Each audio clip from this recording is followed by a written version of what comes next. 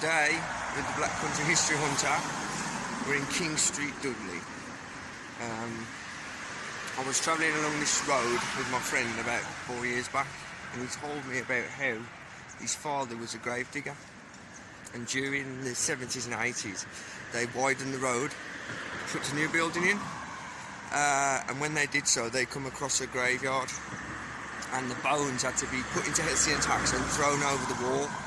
Now this spoke my interest, so I looked into it, and the graveyard was on this side, which is the Wetherspoon side, but now I know that all the way down King Street it would had graves and graveyards. It was a big area for chapels and churches. Why I don't know, it just was.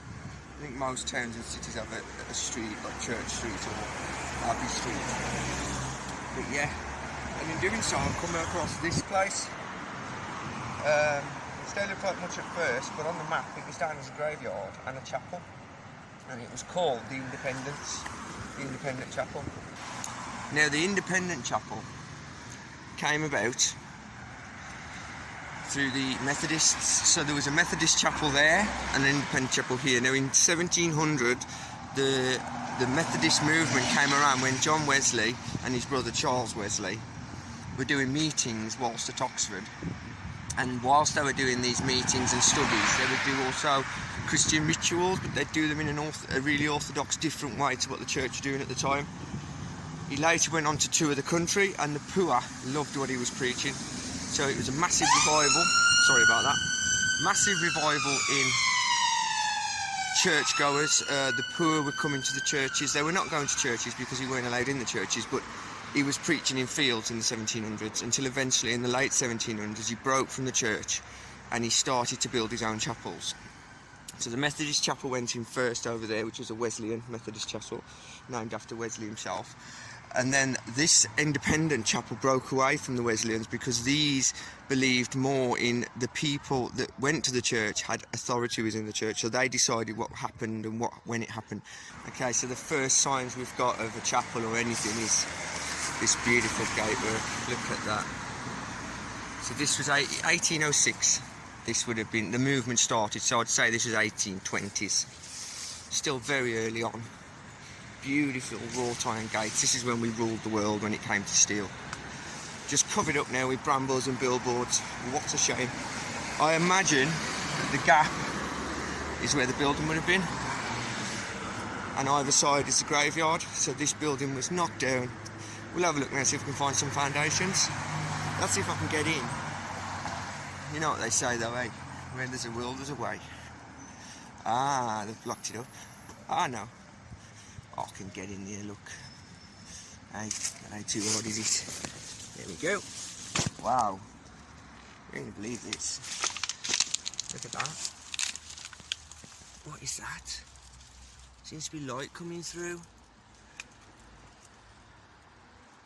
It's old iron, banded, rotten, but it's like strutted, almost like it was a bridge under there, or maybe there was a foundation underneath there. Oh my god, look at that.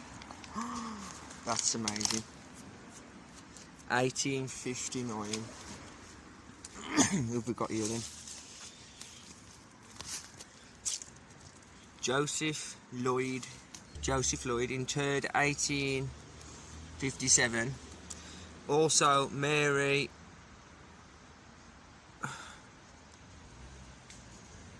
wife of the above, 1859, so she don't belong after him. Also Mary Joanna, daughter of the above, died May 15th 1872, aged 17 years. God, she was young. She's an old girl now. Ah, look at that. So there's been bricks falling off the wall. Thin bricks, as you can see. Straight away, I know I harp on about this, but look at the fingerprint in that. That's only a boy's fingerprint, or a girl's. Really old bricks. Sometimes you get inscriptions in these. Very rarely, but it does happen. Look at that, beautiful. We're the last person to put the thumb in there. We're building these bricks, or making these bricks for this building in 1800. Okay, what else we got here?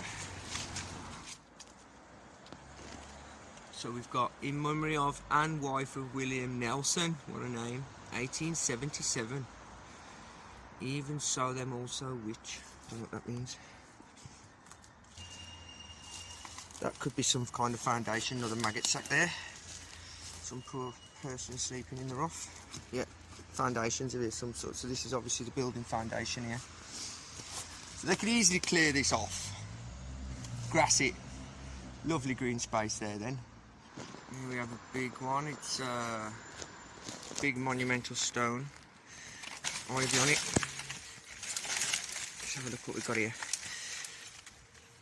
In affectionate remembrance of Edward Cetos Griffiths. What a strange middle name. Who died December 5th.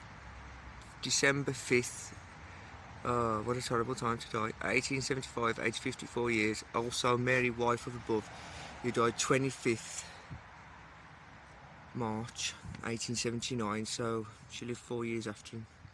Aged 58.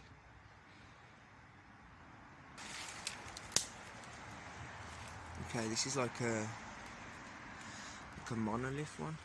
Almost sandstone side topped. These are early burials. They could be the ones that aren't very deep. Some of the burials weren't very deep. They only started burying them 6 foot after the grave robbers, Aaron Hyde, went to work. Excuse me.